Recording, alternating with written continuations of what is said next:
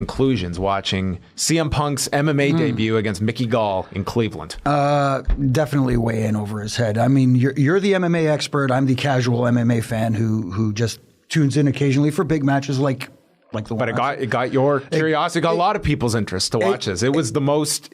I mean, from a marquee standpoint, that was the fight that had the most attention. And from that standpoint, mission accomplished. You got eyes that maybe would not tune into UFC regularly, tuning into at least out of a curiosity factor to see how we would do. And I guess the whole thing, going into that environment, I don't want people to draw the comparison that anybody who goes from WWE to try mixed martial arts would suffer the same fate.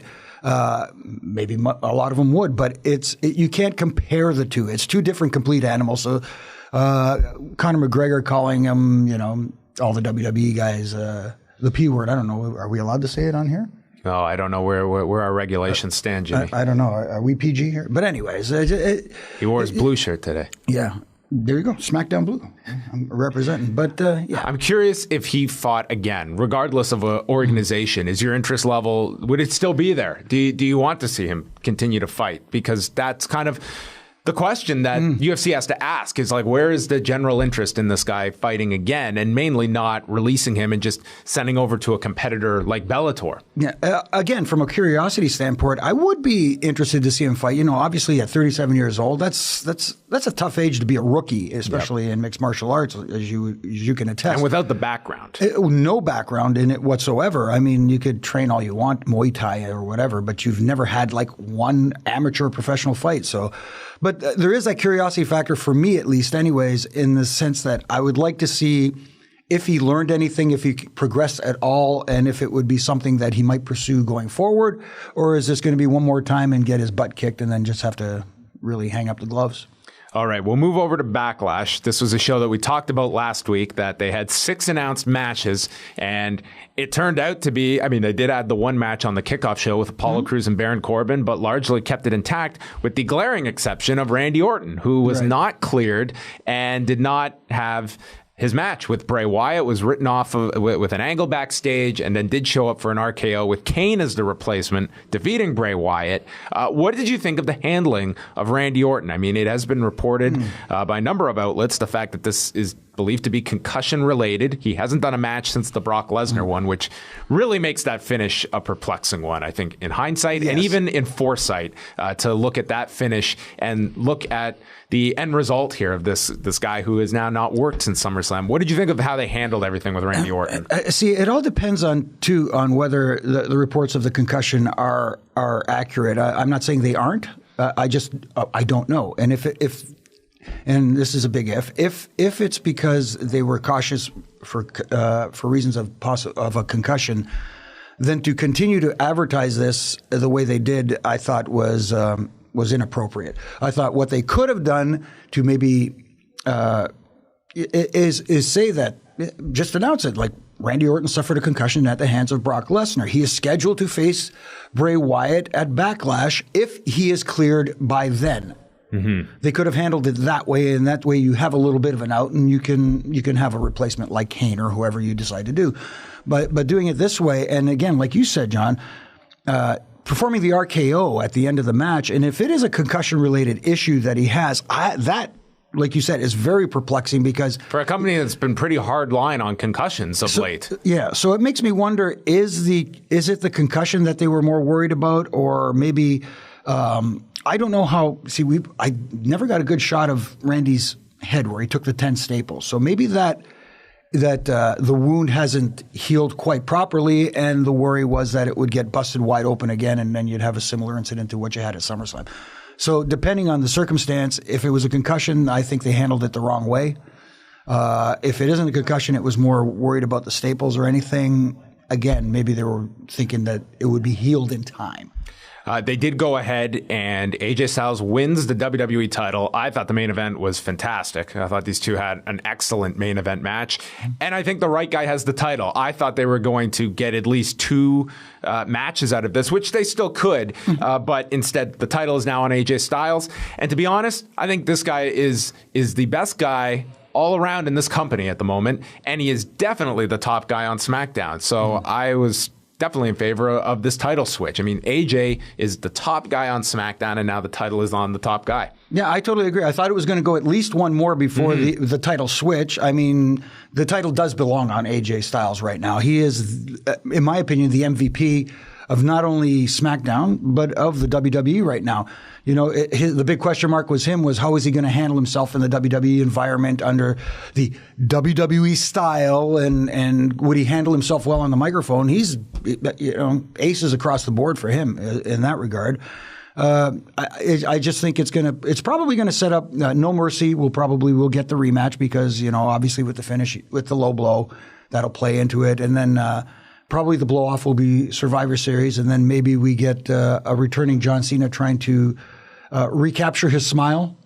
Maybe, the title had to be on AJ for whenever John Cena comes back, and that's the match, and that is a big program to go back to. So I thought in terms of the actual match, Jimmy, I just thought it was an outstanding match. I think this crowd was very much into it, and even negative on Dean Ambrose at times. You can see when he was reaching the rope or kicking out. I mean, this crowd wanted to see AJ Styles win. Yeah, at least a portion of them. And what I really enjoyed about the match, you said it was a very, very good match, but it's the way it progressed because it started off slow, it built and told a story, and it did what it's supposed to do. The biggest reaction of the match is supposed to be the end, the finish, to get whether it's a positive or negative, depending on who wins, and that goal was accomplished. Other things I liked about the show, I really liked the Usos. Yes. I liked the new attire, and I liked how they have thrown out so much of their style in the ring. I mean, they worked this match, very much similar to, this was like a revival match. Just break down the body part, cut off the ring. They completely changed their style, which you don't always see when you have a babyface turn and they still work like a babyface. They cut so much of that stuff out. I felt they should have just won the titles, to be honest, and get to the American Alpha feud. But they went with the feel-good moment of Heath Slater and Rhino winning. But overall, just the Usos and the decision to put the tag titles on Slater and Rhino. Well, I love the Usos as heels and the little style change because one of the biggest complaints I have personally is when heel tag teams or actually heel singles wrestler, whoever it happens to be, they perform all these cool moves. And if you're a heel and you're trying to get a heel reaction, you want to get a negative reaction from the crowd, you want to get booed. If you're doing something extremely cool, I'm a wrestling fan and I'm suspending disbelief for a little while and I want to boo this guy and then I go, I want to boo this guy, but man, that was pretty cool. I was just very impressed. This is a team that's been working as baby faces for 6 years on the main roster, and boom, they just turned a switch. I was very impressed on Sunday. I like that they didn't change their music yet. It's a slow progression, maybe this week. But not obviously doing the entrance. Right, the haka and all that stuff, which obviously is, makes sense. Absolutely. The women's match. Your thoughts on this? This to me exceeded my expectations. I thought a number of the women looked very good, and they went with Becky Lynch to have a strong babyface champion to build around. But the women, A, got time, and B, with all those bodies, those can often be a cluster, and I think they worked it well. I mean, some look better than others. Yeah. Alexa Bliss impressed me in this match. I mean, she was given a number of key spots, and I think it was the best she's looked since being brought up. Yeah, it's a very good showcase for the women. Like you said, with plenty of time, I think the big benefit for them was because of the time, it wasn't rushed. The problem with everyone got time on this show because they had a lot to fill and still ended early. But I tend to notice, and it's not a knock against the women, but when the women have matches that appear to be rushed, that's when things get a little sloppy because they try to rush through things. And this, they were able to calm down, settle down, like especially in a six-pack challenge like the way it was, where you're going to have spots where the ring gets cleared out, there's some crash and burn and leave two people in the ring to do their stuff. I thought it was structured pretty well, and I'm okay with Becky Lynch, like you said, as champion, a nice, strong babyface. And I wonder if the 30 days are up yet for Eva Marie, because that would be a hell of a contrast, because nuclear heat there, and of course the fans who think that she can't wrestle, maybe she's gotten better at it. Oh, she's back in. I think she's off one more week and then could be back next week, because it was August 18th. I think this suspension went into effect. So we're coming up on 30 days. I just want to hear the next excuse for why she can't wrestle in her next match. That's all. We will find out after her vacation. The fun stuff. The Miz and Dolph Ziggler, these two went just over 18 minutes to showcase that everyone was given ample time on this show. I thought they worked a pretty good match, and now Miz is stealing Daniel Bryan's spot. So we not only are seeing them on screen together after being told they have been separated forever, they're on screen together. Now he's mocking Bryan's moves in the ring. I mean, it definitely is giving you the sense that they are moving forward to this. What the end result is, I don't know. No, it's curious because, as we know, Daniel Bryan will probably not be cleared to have another match in the WWE ever again. So it's got to be some sort of retribution from the authority figure against The Miz, whether it's putting him up against, a litany of high quality opponents. But again, talking about the SmackDown roster and the thin depth chart on the map, there ain't a lot of guys that you could throw at him to have that be a possibility. But I do like Miz is just, to me, right now doing it the best work. Even when he was like WWE champion and headlining WrestleMania with John Cena, I think the work he's doing now far exceeds what he's done then. I agree with you, and that's why I hated that stupid backstage thing they did with the kid from Nickelodeon. To me, it's like that's the stuff I don't want to see this new version of The Miz involved in, where he looks like the fool that just has to be looked upon as a joke, because they're curbing this guy away from that joke character. Right. So I don't need to see those segments. Dolph Ziggler loses yet again. I mean, the announcers were playing it up so big about the fact that he's always losing. I think the turn is the only possible explanation to conclude this with Dolph Ziggler, because he has just been destroyed character-wise these last 2 months. Yeah, I think a complete head-to-toe reboot has to happen for him. And like I said, he needs to do Uso's treatment. Yeah, exactly. Like maybe let the blonde hair go black and get away from that, almost like that Shawn Michaels kind of attire look and stuff like that, and just go completely off the rails and just be like a guy who kicks ass as opposed to a showstopper.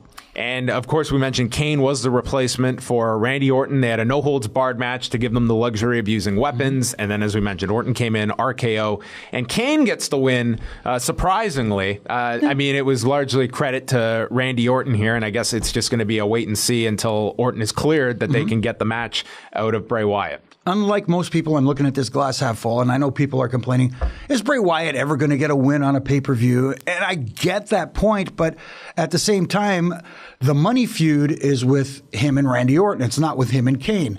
So by Randy Orton coming out and costing Bray Wyatt the match, he has a reason to go after Randy Orton even more from a storyline standpoint. So from that side, it makes sense. And I get it. I know Bray Wyatt needs a big win, and people are going to say, well, Randy Orton's not going to lose 2 feuds in a row. He lost one to Brock Lesnar. He's not going to lose to Bray Wyatt. Why not? I mean, he's like Chris Jericho. Chris Jericho could lose every match from now until he retires, and he'll still be over. Same with Randy Orton. Where were your thumbs for Backlash, the first SmackDown pay-per-view of the new brand split era? I'm going to put slightly up only because I didn't have a problem with any of the matches. They were all actually pretty good. There was no bad match. Nothing was blowaway except for the main event. It felt like I don't want to say a glorified SmackDown or a glorified Raw. It just felt like it didn't feel like that really, really special show that you took the words right out of my mouth. When I was watching this, I was enjoying the show. The length, you have a really good roster by and large that, I mean, when you're given time, it's very hard for these people have like awful matches. They got the time. They didn't have to rush. I like that about this show. There wasn't a match I disliked on this show, but it certainly did not feel special, which I always want these events to feel, because once they don't, that's when they just become they're just skippable to people that, you get so much good wrestling. What is unique about this show? And I don't think you want that to be the end result of these brand split pay-per-views. It almost feels like just more content. And I get it with the different business model being on the network. People are going to tune in anyways because they've already subscribed to $9.99 or $11.99 if you're here in Canada. It's just the way the world is right now. It's unfortunately going to go in that direction, I guess, going forward and leave the... Hopefully when Survivor Series comes to Toronto, it kind of recaptures some of that aura of being one of the big 4 pay-per-views it used to be. And something to differentiate itself. I mean, this pay-per-view had an underrun, which I'm a big fan of, Jimmy. 20 minutes early you were out. Hey, I was cool with that. And one last thing, you mentioned earlier Baron Corbin and right, they were on the kickoff with Corbin winning. You know what? I like the fact that it's a slow build for Baron Corbin because he's another guy that I see potential in. And potential money in the future with this guy. I know on the Raw side, everybody's talking about Big Cass being the big guy, but on the SmackDown side, here's a guy I think if built correctly could be a possible challenger to that Brock Lesnar WrestleMania moment. There you go. Both brands trying to build their BC. And again, as far as Apollo Crews is, I get the WWE puts smiles on people's faces. He's not supposed to keep putting it on Cruz's face. Let's let him put it on somebody else's face for once. There you go. Some food for thought. That is our review of Backlash. We will be back in just a week's time as Clash of Champions is fast approaching from India.